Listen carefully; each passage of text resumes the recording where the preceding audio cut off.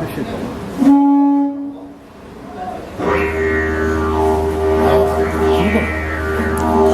내일도 좋지.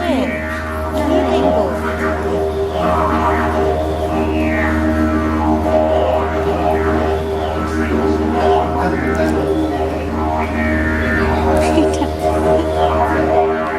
Ôi đây, người đây. Sẽ có con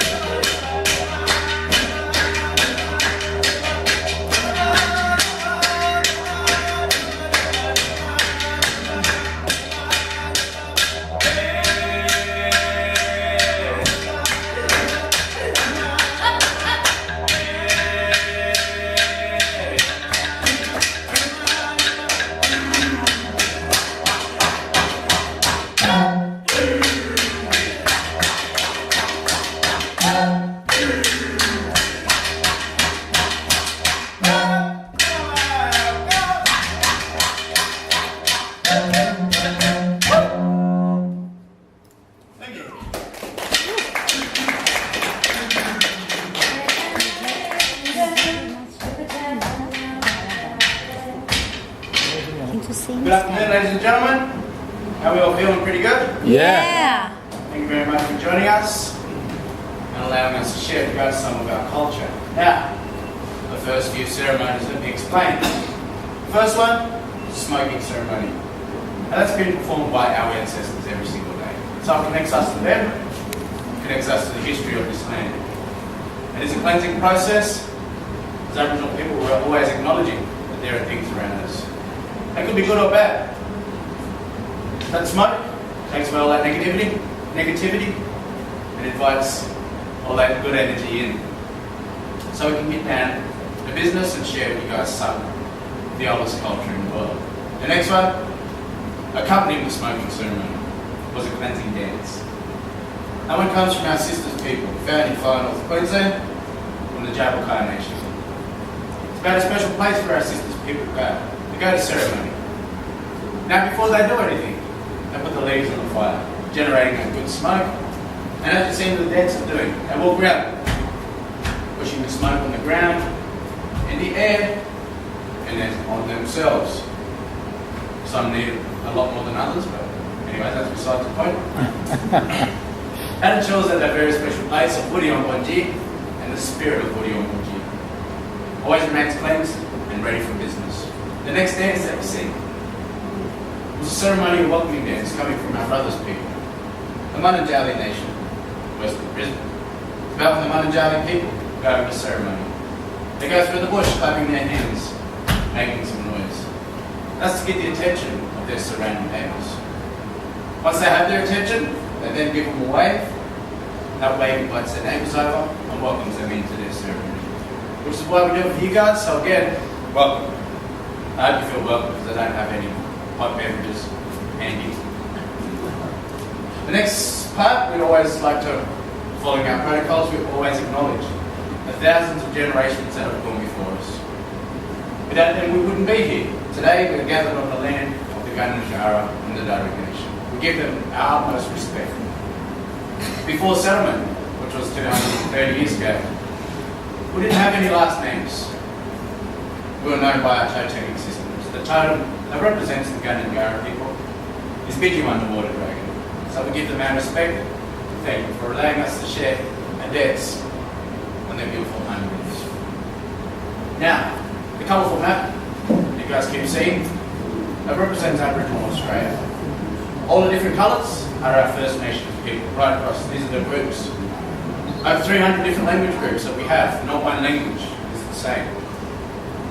So from birth we'll learn the language of our mother's people, and as we grow older we'll learn the languages of our surrounding neighbours. That's so we can understand our way of life. Share with one another, and as a part of Aboriginal culture, it's all about sharing.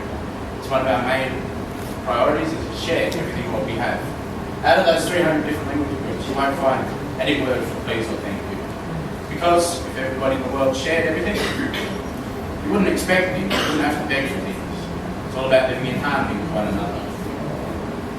Now the next one will take you through the different terrains. So we don't all look the same, we don't all paint the same, we don't all collect the same bush tuckers or bush medicines.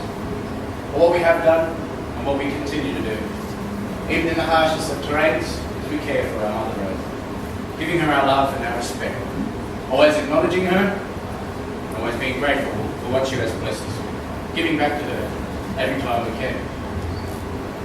And having these different regions allows us to trade and share the different things that we might have. So again, it's all about sharing.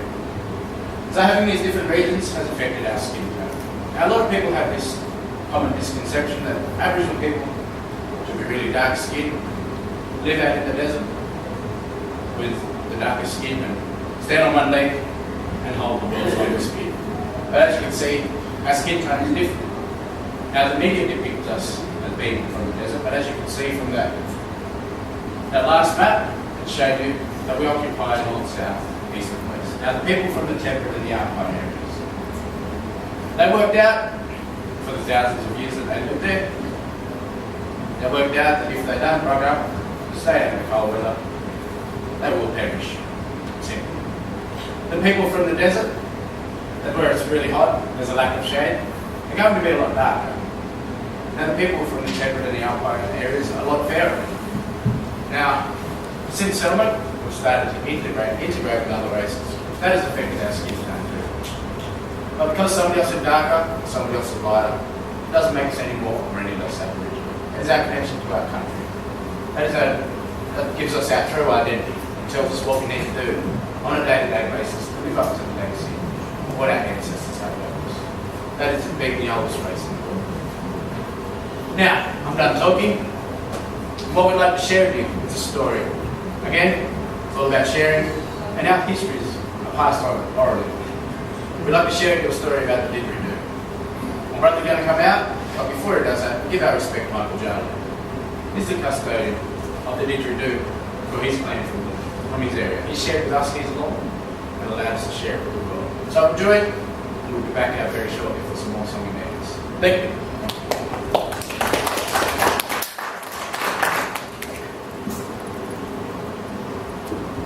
This is a story about the didgeridoo, world's oldest instrument. The didgeridoo originated in East Arnhem Land, home of the Yolngu people. One day, a man named Yidiki went out hunting when he heard a strange mystical sound.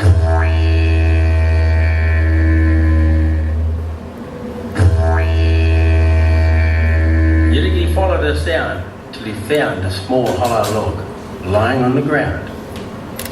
he discovered that the strange mystical sound was the wind blowing through the hollow log.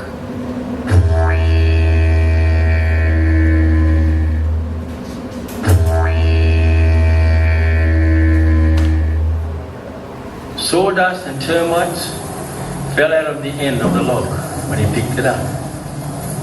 And he blew into the log, blowing the dust and termites into the night sky.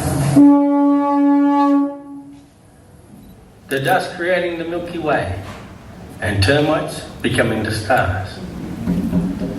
Yidiki tried to imitate the sound of the wind.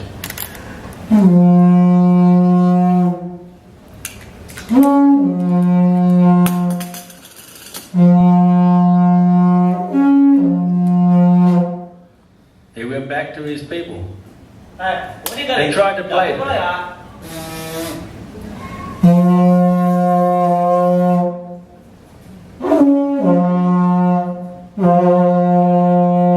But they soon got bored hearing the same sound and sent him away, telling him to return the log to the bush.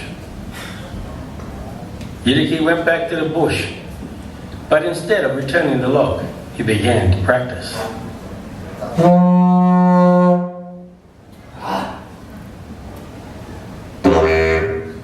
He soon discovered that by making a loose lip vibration with his lips, he could create the sound of the wind.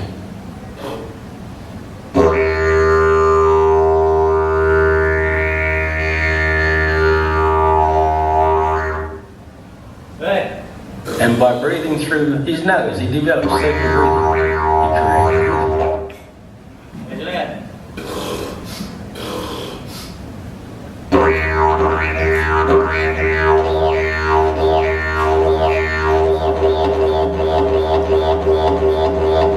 this sound Yidiki mimicked the movements of the sounds of the animals he saw. The kangaroo jumping.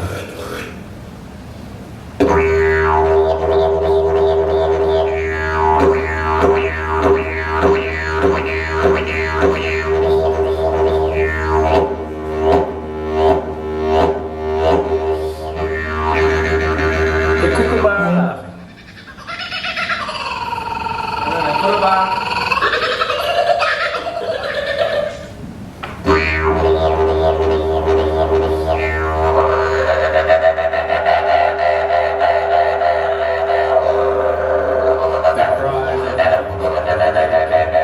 The dingo.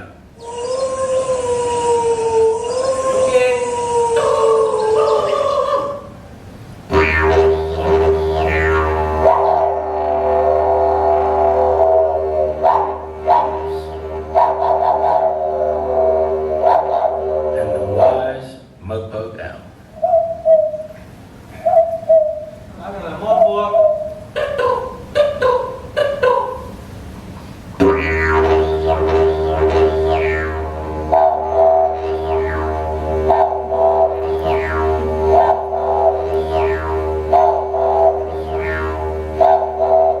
Today, the didgeridoo is an icon of our culture.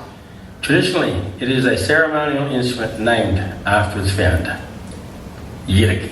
Thank you.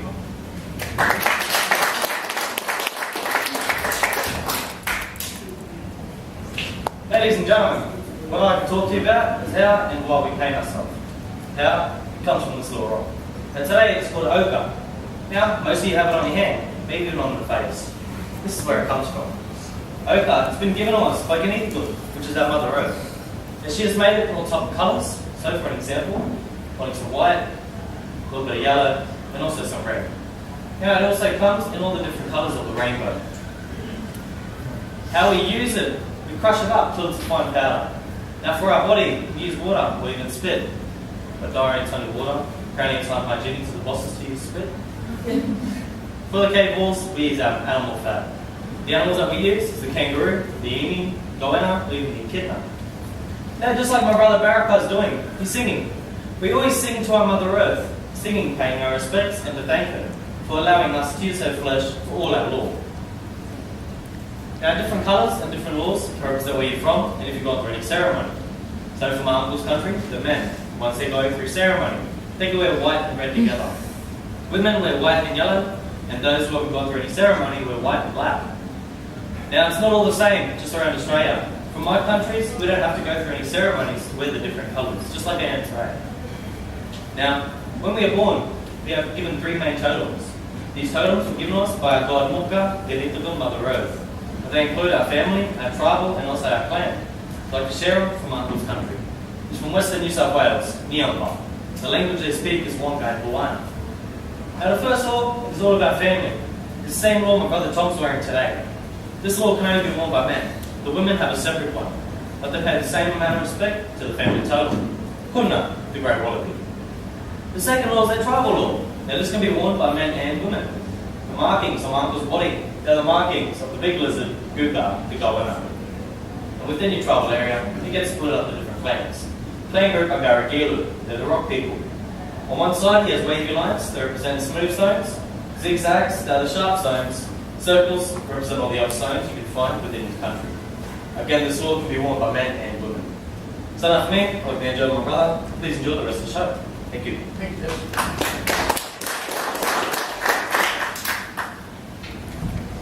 Now, ladies and gentlemen, we'd like to take you northwest of here, to our uncle's country, this beautiful man on the screen.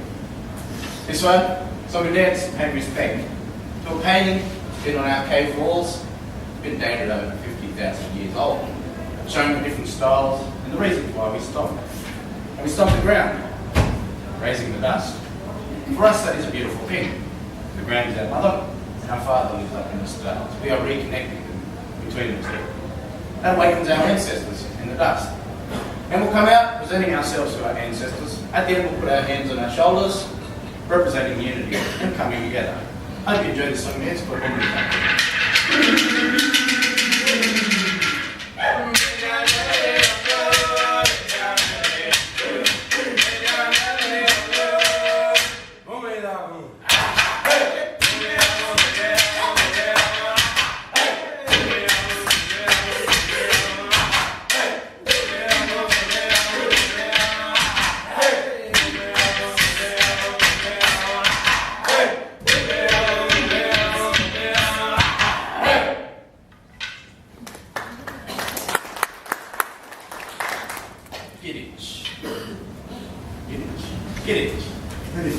Now, the next song and dance I'd like to share with you, we're going to take you north. We're going to take you way up north to our sisters people, the Aboriginnie Nation.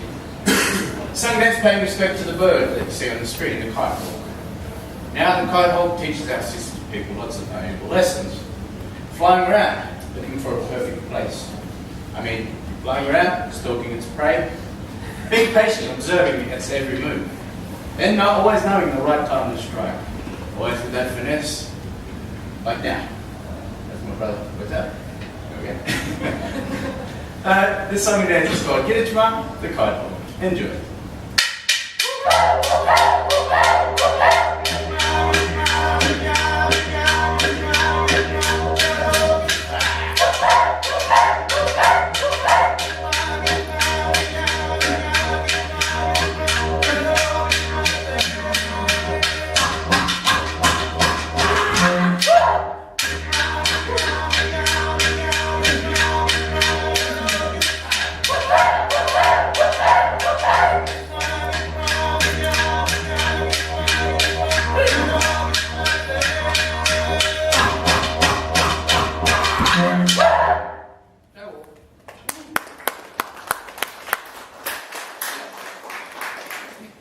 Now, ladies and gentlemen, unfortunately, due to time, we have reached our climax.